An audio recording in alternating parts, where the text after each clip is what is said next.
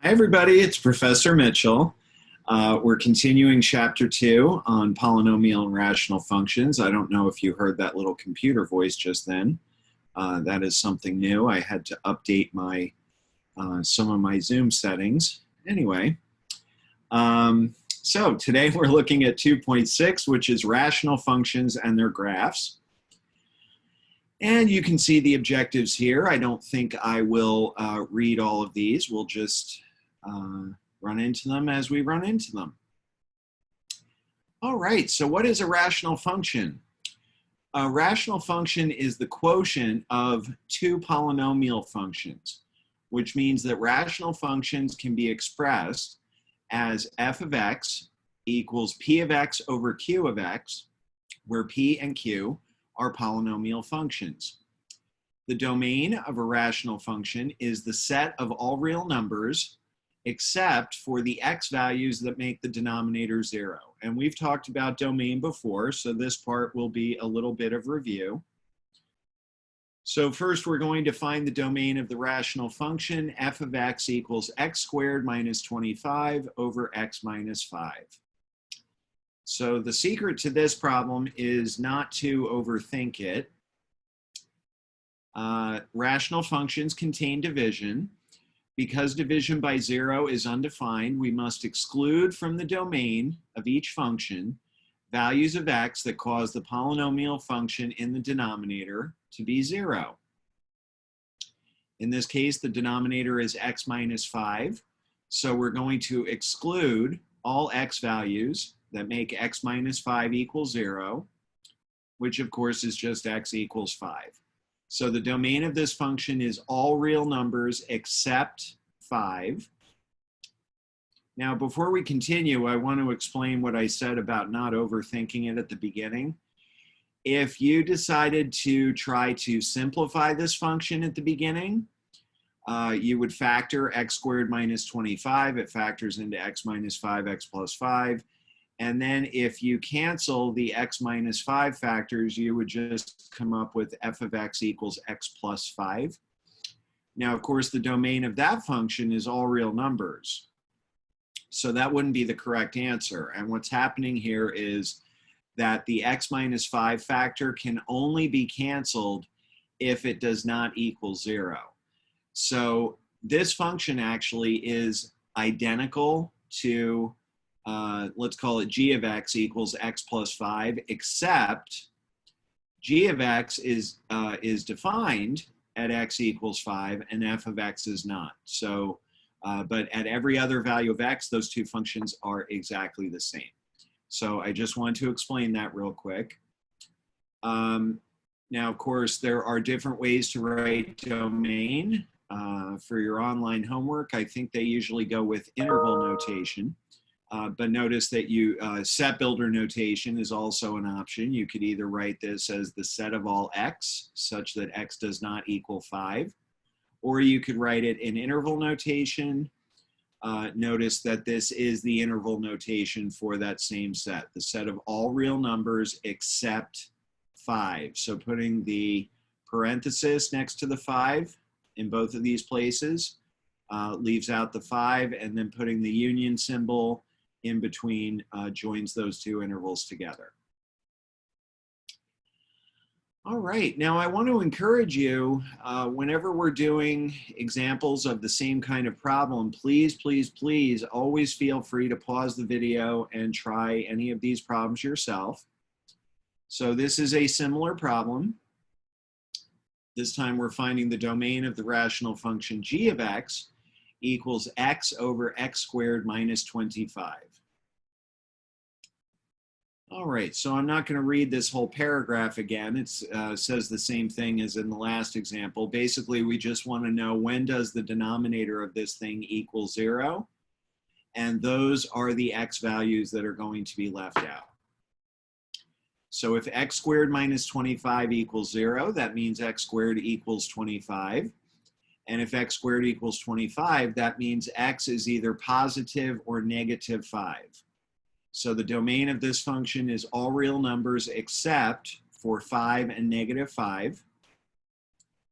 And you have the same two options for how to write that set, either set builder notation or interval notation. So just make sure you understand the interval notation. Interval notation is always a little bit of a struggle at the beginning of a new semester, I'd say, until you get to calculus, and then by the time people get to calculus, they usually have it down. So we want all real numbers except -5 and 5. So here is where we're leaving out the -5, and here's where we're leaving out the 5. All right, one more example. We're finding the domain of the function h of x equals x plus 5 over x squared plus 25. And there's that same paragraph again. We want to know, when does x squared plus 25 equal 0? Well, x squared plus 25 equals 0 means that x squared equals -25, and that means that x is either plus or minus 5i. For finding the domain of a function, we don't worry about imaginary numbers. The domain of a function is the set of all real numbers that make the function come out to be a defined real number. So we're not going to worry about the plus or minus 5i. As long as we only put real numbers into this function, anything will work. So the domain of this function is all real numbers. All right, that brings us to vertical asymptotes. The graphs of many rational functions have what are called vertical asymptotes. So let's talk about what that is. The line x equals a is a vertical asymptote of the graph of a function f if f of x increases without bound as x approaches a. So let's talk about what that means for a second. You see two different examples here. So as the function gets closer and closer to x equals a, the y values are increasing without bound, okay, from the right side. And over here, the same thing is happening from the left side. Notice this notation at the bottom. This is called arrow notation. And the way you read this is, as x approaches a from the right, f of x increases without bound. That's how you read this. A lot of instructors, and I even catch myself doing it sometimes, read this as f of x approaches infinity. That is really not the best way to say that, because infinity is not something you can really approach. So the better way to say this is f of x increases without bound. And in this example, what's happening is, as x approaches a from the left, f of x increases without bound, okay? Now that's one way for the line x equals a to be a vertical asymptote. The other way is like this. The line x equals a is a vertical asymptote of the graph of a function f if f of x decreases without bound as x approaches a, which is exactly what's happening here. As x approaches a from the right, f of x decreases without bound. Notice the negative infinity symbol here. And over here, as x approaches a from the left, f of x decreases without bound.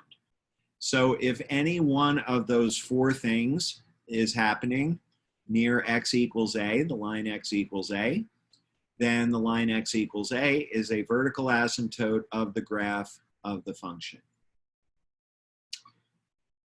All right, so how do you find vertical asymptotes given the equation of the function?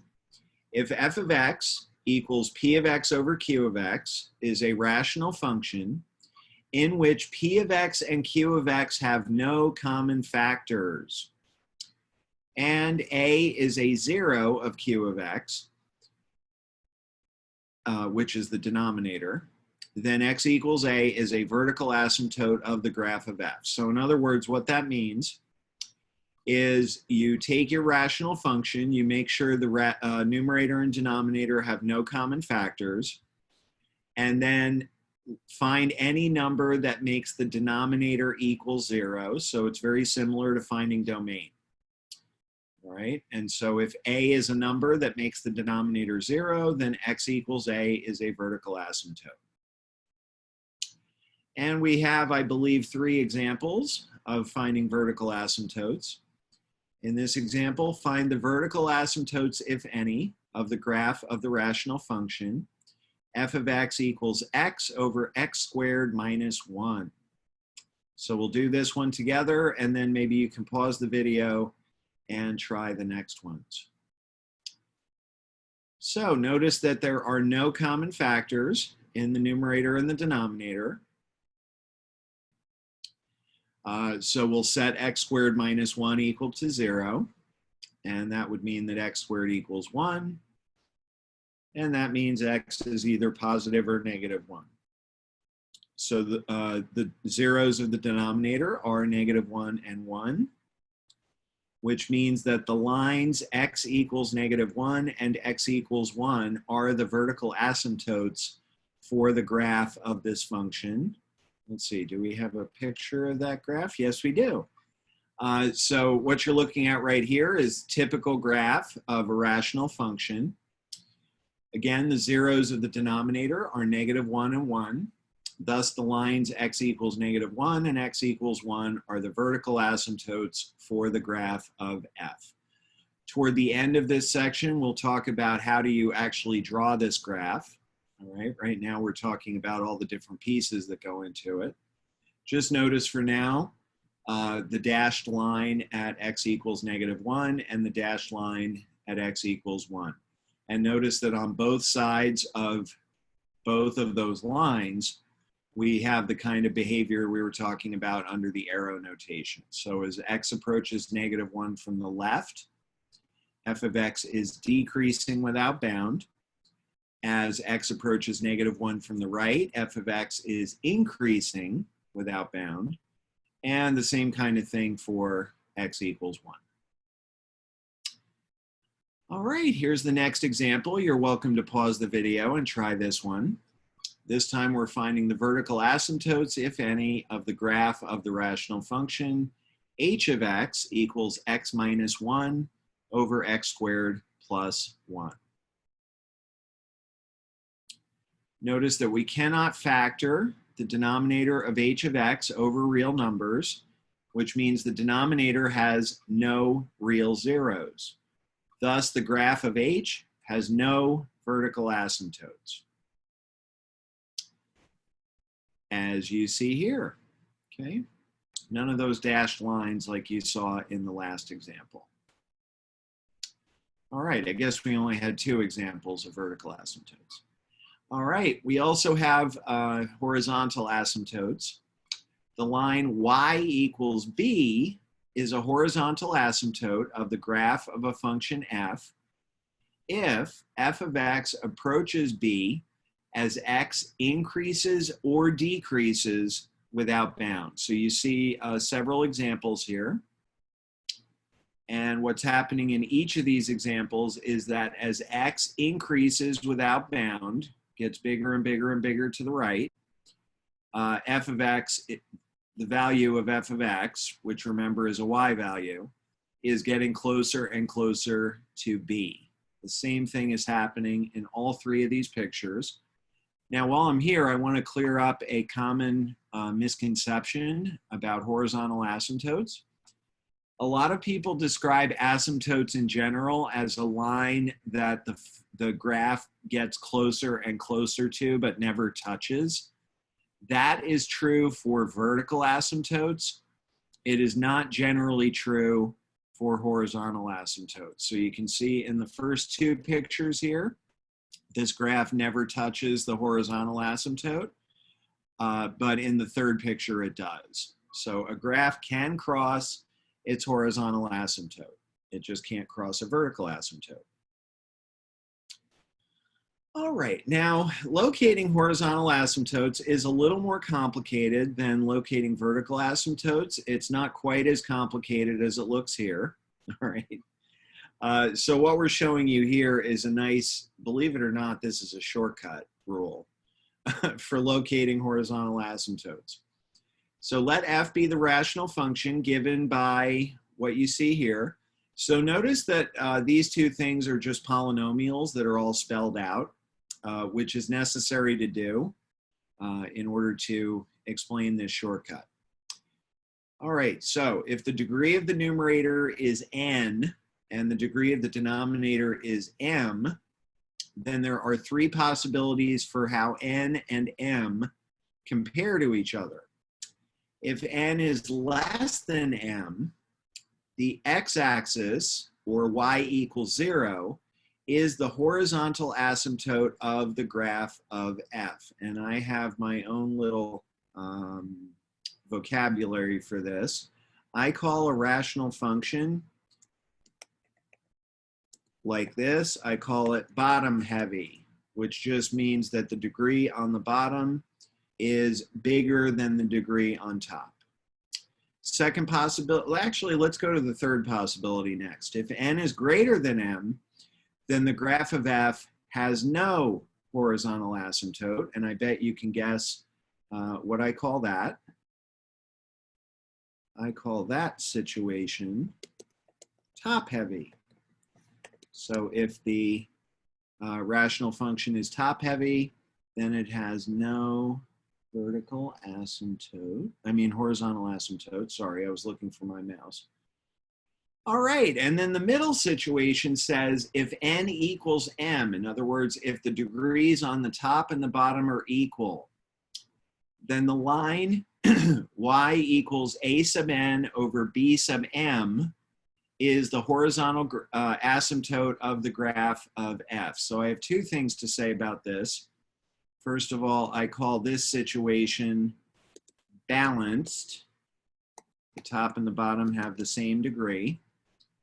And I always think of this thing here, y equals a sub n divided by b sub m.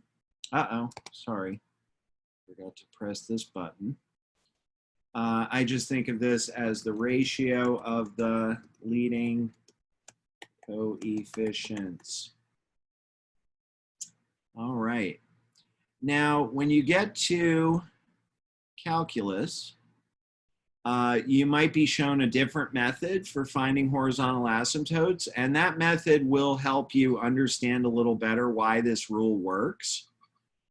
In the meantime, we'll just use this rule. Okay. So I'm going to go ahead and clear my text, and we will move on to examples. All right, so first example, find the horizontal asymptote, if any, of the graph of the rational function f of x equals 9x squared over 3x squared plus 1. So when you're looking for horizontal asymptotes, the question is the degrees. Is this function top heavy, bottom heavy, or balanced? All right, well, the degrees are equal, which means this function is balanced. So that means we are going to look at the leading coefficients, which are 9 and 3. And the equation of the horizontal asymptote is y equals 9 over 3, aka y equals 3. Here's the graph of that function. Notice this is probably not the best picture I've ever seen. I have a feeling that this graph actually does not cross the horizontal asymptote. I have a feeling it probably stays underneath. But that's the idea, all right? As x in this case increases and decreases without bound, the y values get closer and closer to y equals 3. All right, next example. Again, feel free to pause the video and try to figure this one out yourself. Find the horizontal asymptote, if any, of the graph of the rational function g of x equals 9x over 3x squared plus 1. So is this function top heavy, bottom heavy, or balanced? Well, the numerator is degree 1. The denominator is degree 2, which means this function is bottom heavy. Bottom heavy function, the horizontal asymptote is automatically y equals 0. That's all there is to it. All right, here's a picture of the graph of that function. Notice that this is an odd function. Remember odd functions? They have symmetry with respect to the origin. So as x increases and decreases without bound, the y values of this function are getting closer and closer to 0. All right, last example. H of x equals 9x cubed over 3x squared plus 1. Is it top heavy, bottom heavy, or balanced? The numerator is degree 3, the denominator is degree 2. This function is top heavy, which means the graph of this function has no horizontal asymptote. It looks like this. All right, now back in chapter 1, we talked about some basic functions. And what those included, like y equals x squared, y equals x cubed, y equals the square root of x, y equals the absolute value of x. So we're going to throw into the mix some basic reciprocal functions. F of x equals 1 over x, and f of x equals 1 over x squared. So what all of the points on this function have in common is that their x and y coordinates are reciprocals of each other. So you can see that here, here, and here, and also over here. This function is undefined at x equals 0, right? 1 divided by 0 is undefined. That means that x equals 0 is a vertical asymptote. And because this function is bottom heavy, y equals 0 is a horizontal asymptote.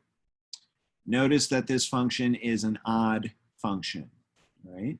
And here's the definition of odd function. On the other hand, f of x equals 1 over x squared. The y values are the squares of the reciprocals of the x values. So you can see a few examples here. Notice that all the y values will be positive because 1 over x squared is always a positive number. This function is also undefined at x equals 0, and it has a vertical asymptote at x equals 0. It is also bottom heavy, which means y equals 0 is a horizontal asymptote. This function happens to be even, which means it has y-axis symmetry. So we're going to use that in this example. We're going to use the graph of f of x equals 1 over x to graph g of x, which is 1 over x plus 2 minus 1. So think back to chapter 1. I believe that was section 1.6 or 1.7. It was one of those. The vertical and horizontal shifting, the vertical and horizontal stretching and shrinking, and also reflections. All right, so when you replace x with x plus 2, that's going to shift your graph 2 units. Which way? 2 units to the left, right? That is a horizontal shift. The horizontal shifts are the ones that seem backwards of the way they should be. So replacing x with x plus 2 shifts the graph to the left. Tacking a minus 1 onto the end of the function shifts the graph 1 unit down, right? So in order to get the graph of g of x, you take the graph of f of x, shift it 2 units to the left, and 1 unit down. So there's the graph of f of x equals 1 over x.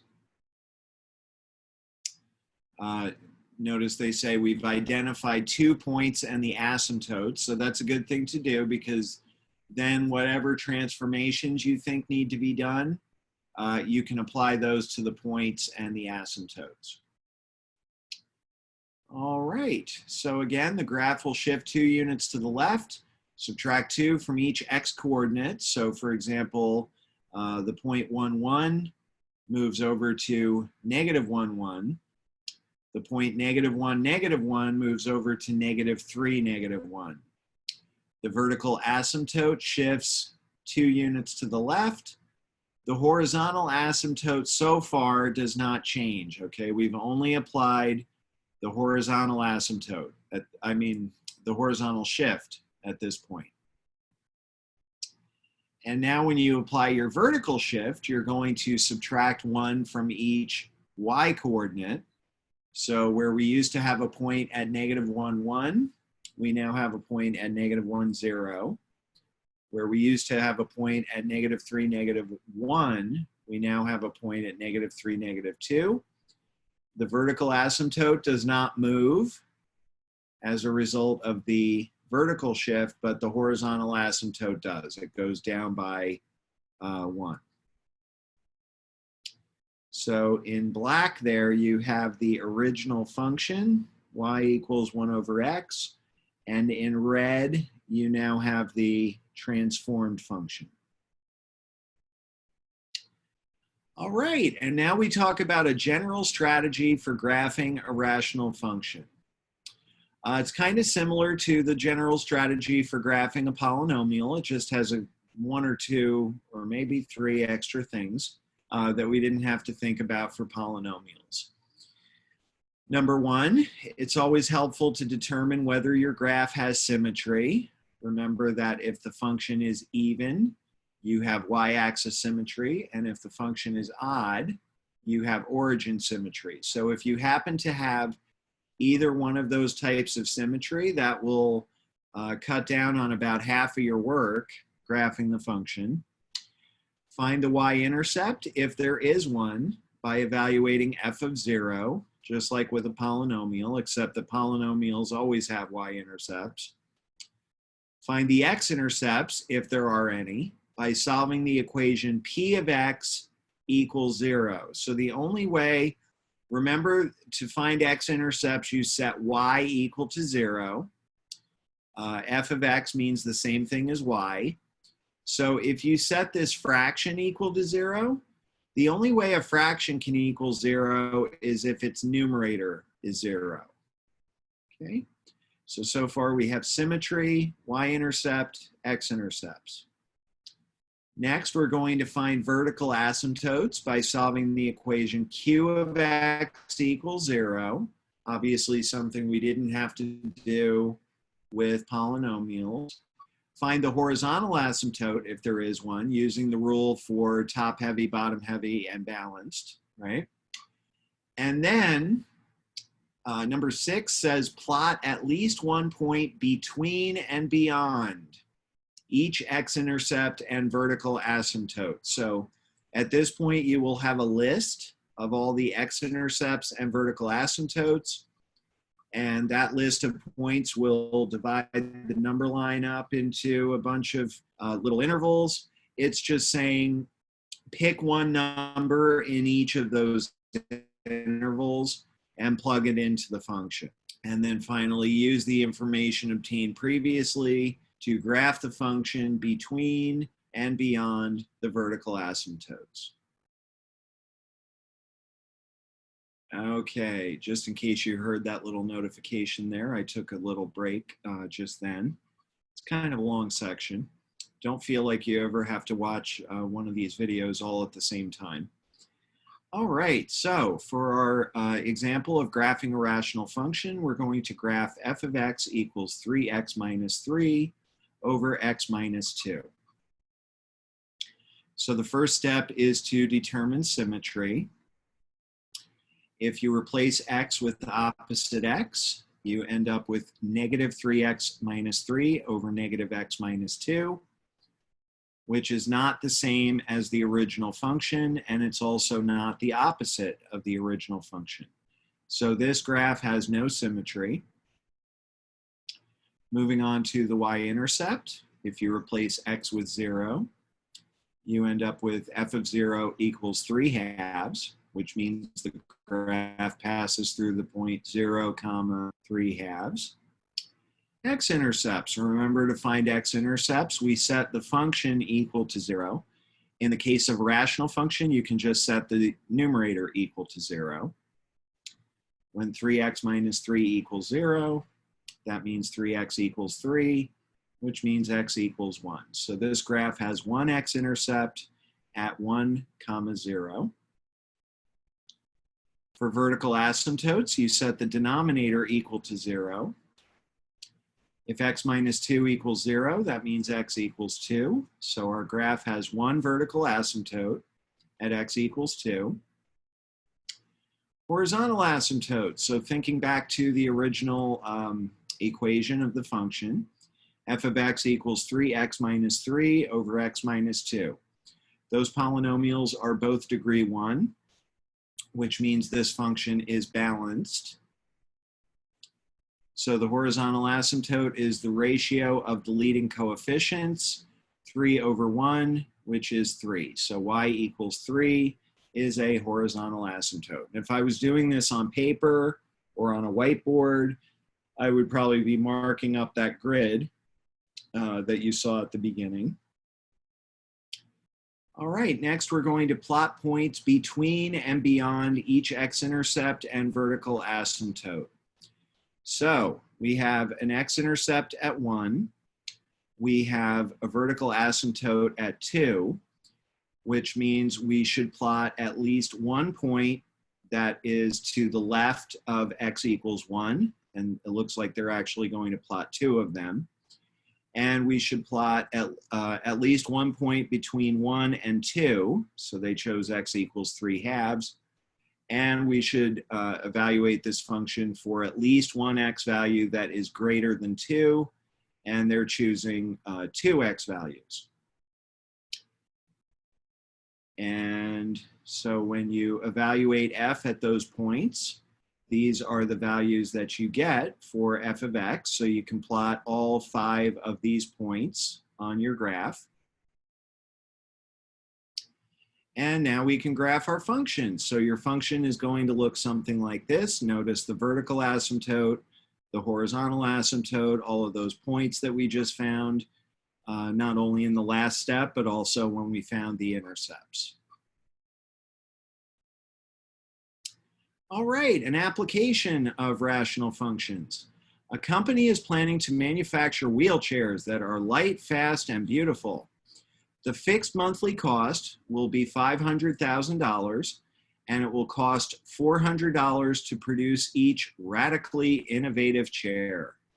So first we want to write the cost function for producing X wheelchairs. And that cost function comes out to C of X equals 500,000 plus 400 times X. So in other words, let's say you produced 100 wheelchairs. The 500,000 is a fixed cost, so that doesn't depend on the number of wheelchairs produced. However, the $400 is per wheelchair, so that number gets multiplied by the number of chairs. So this is your cost function. Next, we're going to write the average cost function, which is called C bar, of producing X wheelchairs. So what they mean by average cost function is when you produce a certain number of chairs, let's say 100 again, what is the average cost per chair?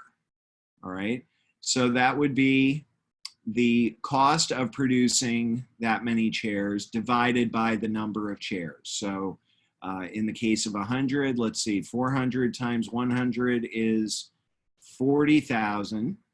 So it would cost $540,000 to produce 100 chairs. If you divide that by 100, what that comes out to is an average cost of $540 per chair. That's what we mean by average cost. Okay, so find and interpret C bar of 1,000. This is the average cost of producing 1,000 chairs. So if you plug 1,000 into that function, you get that C bar of 1,000 equals 900. I have a feeling, you know what? I think in my little example I said a minute ago, I don't think it would be 540. I think it would be 5,400 actually. Average cost of $5,400 per chair. Sorry about that. Okay. But anyway, C bar of 1,000 comes out to 900, which means the average cost per wheelchair for producing 1,000 wheelchairs per month is $900. If we find and interpret C bar of 10,000, you can see here that comes out to 450, which means the average cost per wheelchair of producing 10,000 wheelchairs per month is $450. So it's been cut in half from if we produced only 1,000. And if we produce 100,000 wheelchairs, the average cost per chair comes out to $405. And finally, they want us to find the horizontal asymptote for the average cost function.